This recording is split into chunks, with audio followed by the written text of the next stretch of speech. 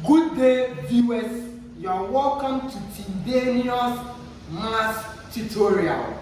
If you are new here, kindly share, like, comment, and subscribe for more interesting topics and catchy videos. Alright? So far as this YouTube channel is concerned, we will try to make mathematics more engaging for you, and we also want to appreciate. I want you to appreciate mathematics to our real life setting. Let's start the business.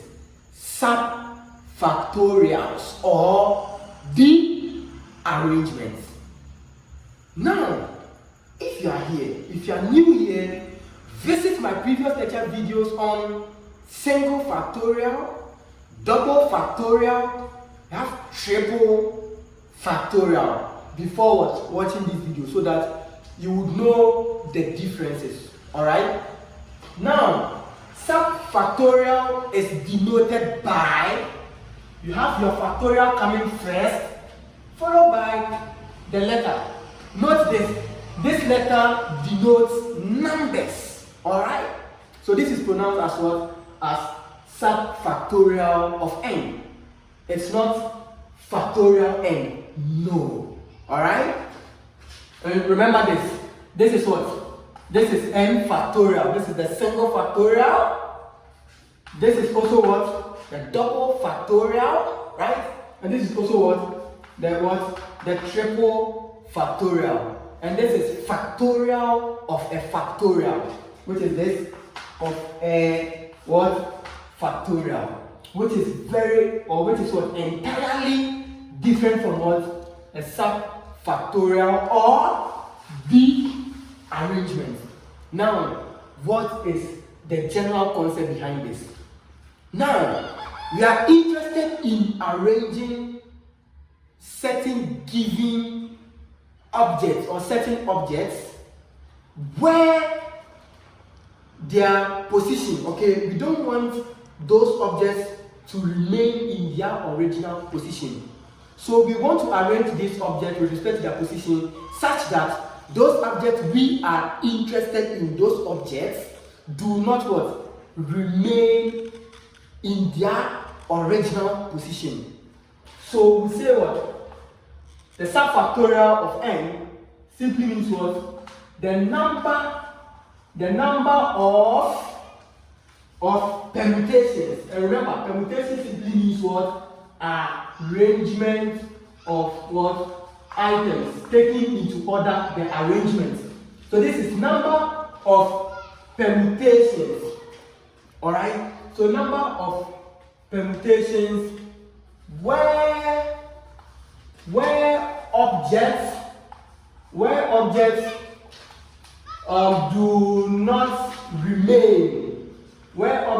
do not remain or stay in their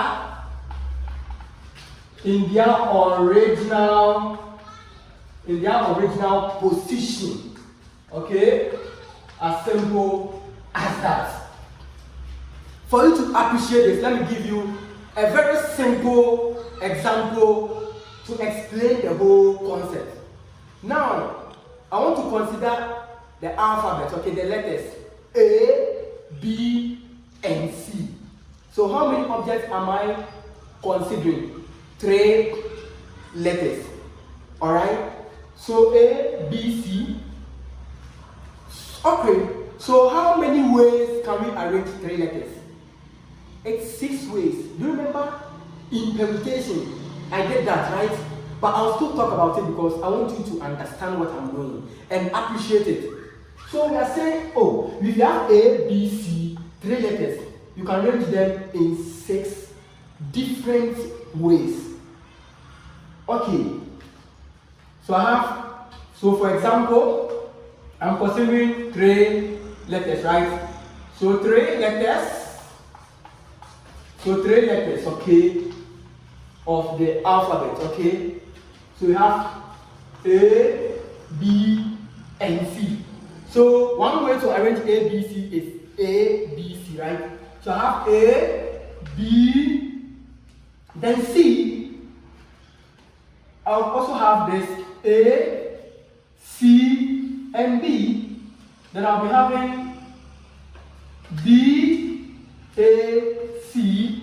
Then I'll be having B, C, A. Then I'll be having C, A, B. So 1, 2, 3, 4, 5. The last one, right? So I'm having C, B, and what? And A. So we have what? 6 permutations or arrangements of the letters A, B, and what? And C. Right? We can also prove why it is 6.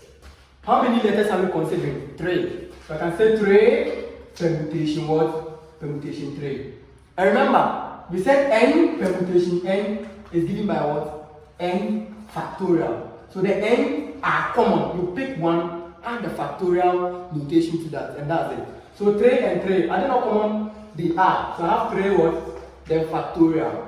So 3 factorial means starting from the number 3, then you multiply it in the descending order until you get to 1, then you stop, right? So I have 3 here, then minus 1. 3 minus 1, I have 2, right? So my next number becomes 2. Then I'll subtract 1 from the 2. My next number becomes 1. Then I'll stop at that point. That's my terminating point. So 6 by 2 by 1 gives what? 6.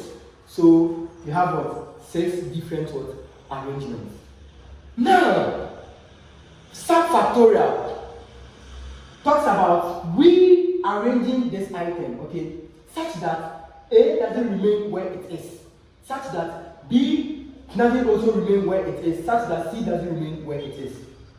You see here, A, let's say A is at position 1. But you see when you come here, we still have A in that same position, right? That is what we are talking about. So we want to arrange them such that A doesn't come here again in that regard. That is all about what? Subfactorials or derangement. Note, derangement has what? 1 R. Alright? Good.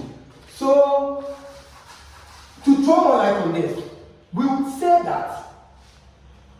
So we would say that we are arranging A, B, C, D. Okay, so A, B, C. Okay, so we have A, B, C with positions 1, 2, and what? And 3 respectively, right? Respectively, right? So what it means is this. So viewers, we have our A, we have our B, and we have our C. And A is at position 1, and B is at position what? 2, then C is at position what? Position 3. Do you understand? So now we are interested in arranging A, B, C such that A doesn't remain at 1, such that B doesn't remain at 2, such that C doesn't remain at 3.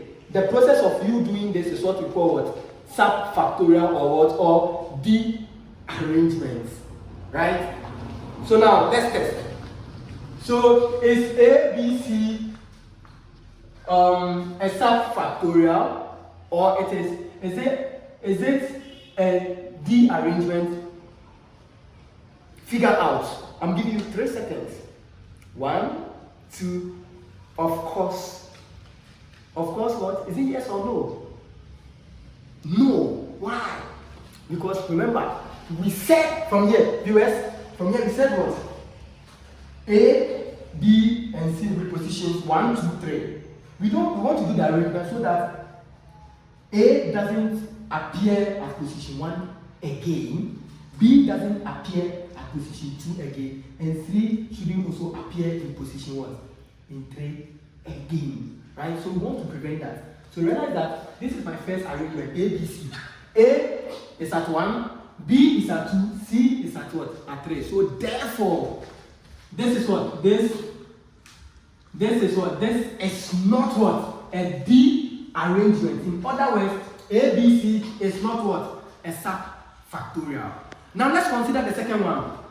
We said, what do we have? From here, viewers, from here, okay, you are only going to copy and paste everything there, okay?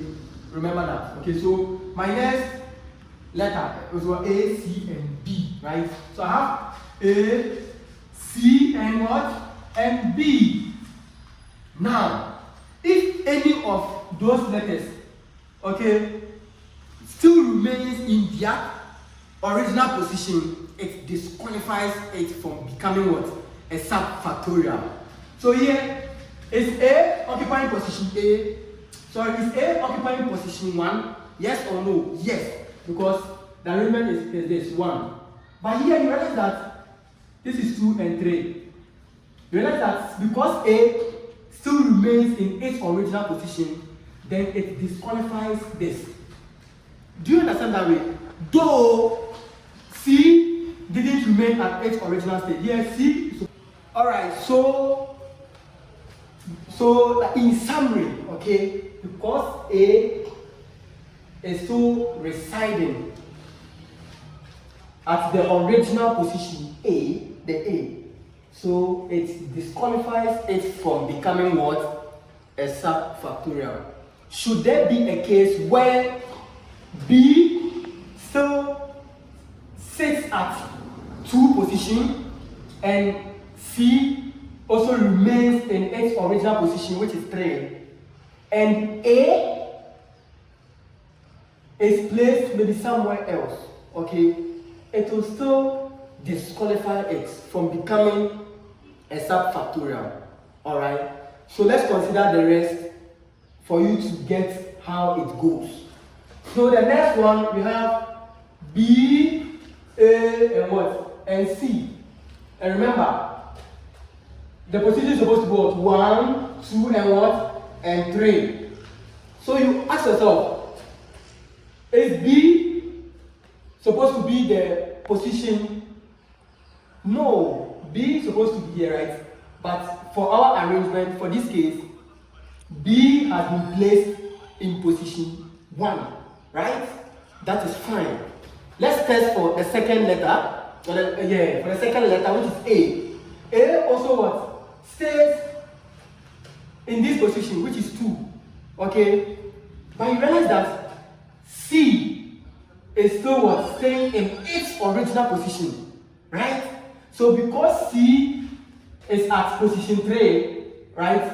So BAC is not what? It's not a subfactorial or derangement. Let's consider the other one, which is B, C, and what? And A. And remember, it's supposed to be at position 1, 2, or what? Or 3. Realize that B at position 1, and the normal supposer is not supposed to be there, right? So that is fine. Let's move to the next letter. C, position 2, which is not ideally supposed to be at what? At position 3, but it is here. Right? So it is following the norms of the subfactorial, right? Now let's test the third one. If the third one doesn't remain at that original position, then it is a subfactorial, right? A. Ideally, A is supposed to what? It's supposed to be here, position 1, like this. But here lies the case, A is at what? Is at position 3. So B, C, A is what? Is a subfactorial or derangement, because B is not in its original position, C is not in its original position, and as well as what? As well as A. Let's tackle the next one. The next one is we have C, A, and what? And B. So position 1, 2, 3. So C at position 1, which is okay. What about A? A at position 2, which is also okay. So C and A, they are still following the laws of what? Of subfactorial, right? What about B? B is also at what? Position what? At position 3. So C, A, B is also what? A subfactorial or what? Or derangement. Let's consider C, B, and what? And A. So we have 1, 2, and what? And 3. So at the end of the day, A should remain at where it's supposed to be. A should remain in 1, B should remain in 2, and C should remain in 3. Should any of them remain in its original position, then it is not what? A subfactorial. Right? Alright. So here, C in 1. This is fine. Right? It's following the norm. B in position 2. Yes, look. B in position 2. But there shouldn't be any case where the letters should remain in its original position. So this and that, they are following the norm. But because B didn't obey that norm, hence this is also what? Not what? A subfactorial. So therefore, how many letters are we arranging? 3. So we have it this way. So we have what? Subfactorial of 3 is equal to what? Is equal to 2. Class, in my next tutorials, I'll teach you the calculation behind this. But I want you to appreciate the answers you are getting. So when I solve for this, which is subfactorial of 3, after solving this and I get 2, someone would be wondering, what does the 2, like, what is the 2 doing? I don't understand the answer I've gotten. So you see, by the help of this Tindanious mathematics tutorials, you see we are able to explain what 2 means. Right? So this simply means we are arranging 3 letters, which is what? A, B, C, such that those letters shouldn't what? Remain in its position. So we have 2. Now what's the meaning of this 2? This 2 is trying to tell us that you, after arranging 3 number of items, only 2 letters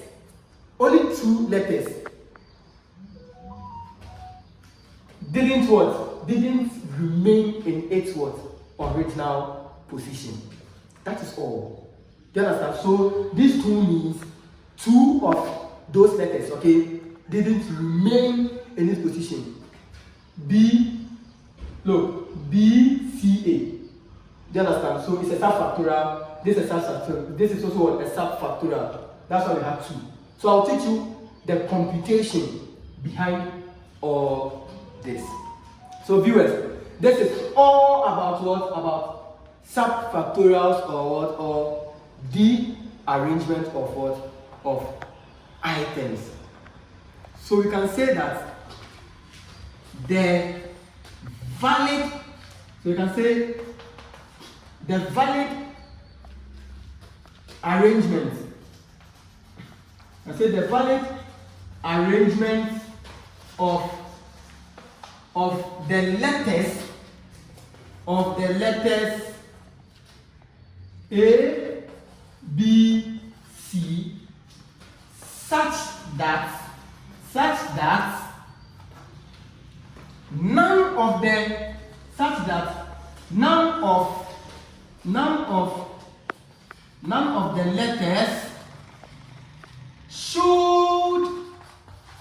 should stay in their original position.